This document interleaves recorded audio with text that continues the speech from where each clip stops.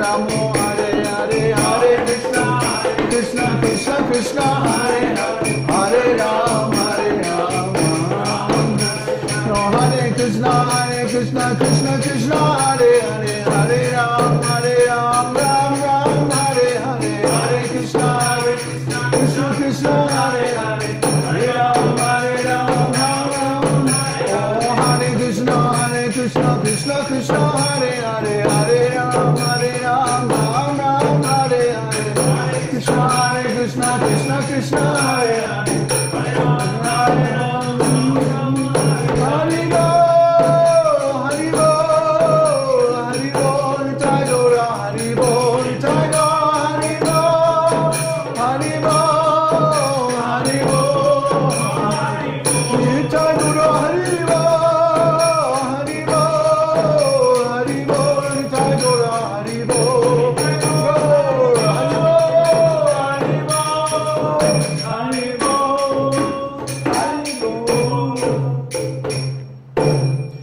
Premanandi, Haribo.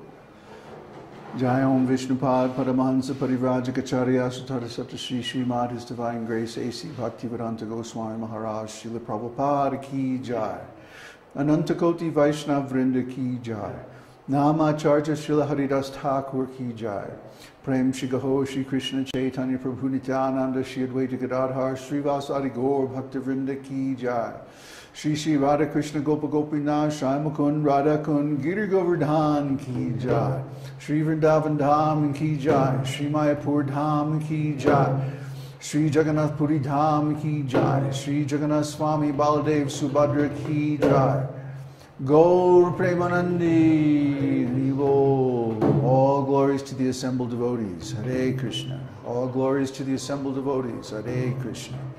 All glories to the assembled devotees. Hare Krishna. All glories to Sri Guru Gauranga. All glories to Srila Prabhupada. Namo Om Vishnupadaya Krishna Prishthaya Bhutale Srimati Bhaktivedanta Swami Shamane Namaste Saraswati Deve Gauravani Pacharne Nivishesha Shunyavadi Paschatya Deshitarne.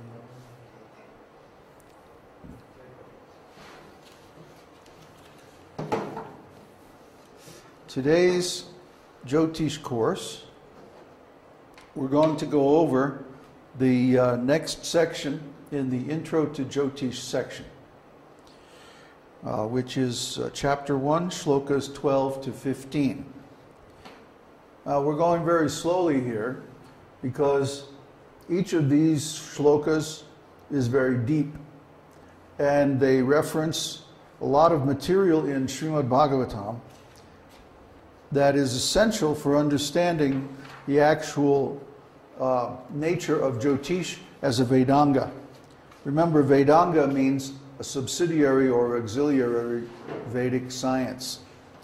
So the Vedic philosophy is essential as a background to Jyotish, and sure enough, Parashara makes reference to this background in the opening shlokas of Brihad Parashara Hora Shastra. Shlokas 12 through 15 read as follows. The principal evolver, who is both perceptible and imperceptible, is Vasudeva. The imperceptible part of the Lord is endowed with dual powers, while the perceptible with triple powers. The three powers are Shri Shakti, Mother Lakshmi, with Sattva Guna, Bhu Shakti, Mother Earth, with Rajoguna, and Nila Shakti with Tamoguna. Apart from these three, the fourth kind of Vishnu, influenced by Shri Shakti and Bhu Shakti, assumes the form of Sankarshan with Tamoguna, of Pradyumna with Rajoguna, and of Aniruddha with Sattva Guna. So this makes reference to a context which is not directly stated, at least not in Brihad Parashara Hora Shastra, but it's discussed extensively in scriptures like Srimad Bhagavatam and Chaitanya Charitamrita. And this is the Vedic ontology. Now, Vedic ontology is the only ontology or background science in the whole world that is actually transcendental. If you look at any of the other spiritual and religious traditions in the world, I don't care whether it's the ancient Egyptian or the Christians or the Jews or the Islamic or even the Buddhist, the Tibetans and so on. Well, not the Tibetans. The Tibetans also use the Vedic ontology, believe it or not.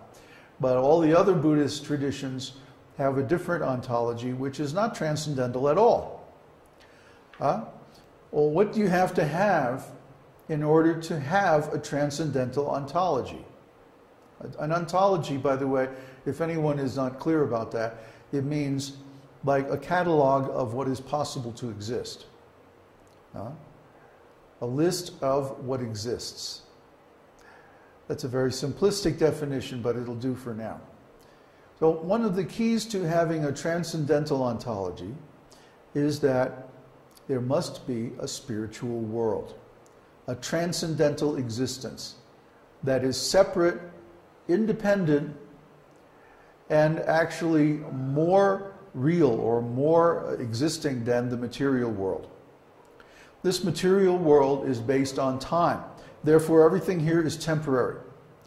It comes into existence at a certain point, exists for a period of time, and then disappears or turns into something else.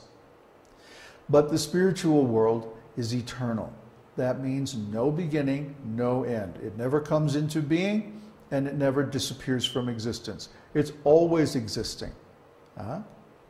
And the causes of our temporary material existence are to be found in the spiritual world. Therefore, the Vedic ontology gives the background to the existence of the material world that we're in right now, that shows that it's actually an outgrowth or reflection of the spiritual world. Everything that's here in the material world is originally in the spiritual world.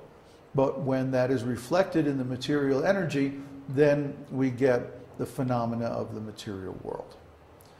So this verse makes reference to the spiritual existence, and we're going to go over how that is so, and also show some diagrams about the different classes of existence in the spiritual world and how they manifest the material world. So I hope you all read this because it's very deep. And I hope you also have been thinking about the questions that you'll have so that we can have a good discussion on it. As I read, please write down your questions, and later on you can submit them via the chat box. To practice Vedic astrology, it is essential to have a strong background in and clear understanding of the Bhagavata philosophy, including knowledge of the three modes of material nature, as expressed in Bhagavad Gita, and the cosmology of universal creation, expressed in Srimad Bhagavatam. Here, Parashara Muni begins a review summarizing the transcendental Vedic cosmology, which is more elaborately explained in the second and third cantos of Srimad Bhagavatam. Lord Krishna is the Supreme Personality of Godhead, the summum bonum, the absolute truth from which everything else has emanated. Krishna's first emanation is Balaram, who is also known as the Supreme Personality of Servitor Godhead, or the original Guru. Sarvavatari Krishna Swayam Bhagavan, Tanhara Dvitiya Dehe Shri Balaram, Eka Isvarupa Donhe, Binna Matrakai, Adya Kaya Vyuha Krishna Leelara Sahai. The Supreme Personality of Godhead, Krishna, is the fountainhead of all incarnations. Lord Balaram is his second body. They are both one and the same identity. They differ only in form.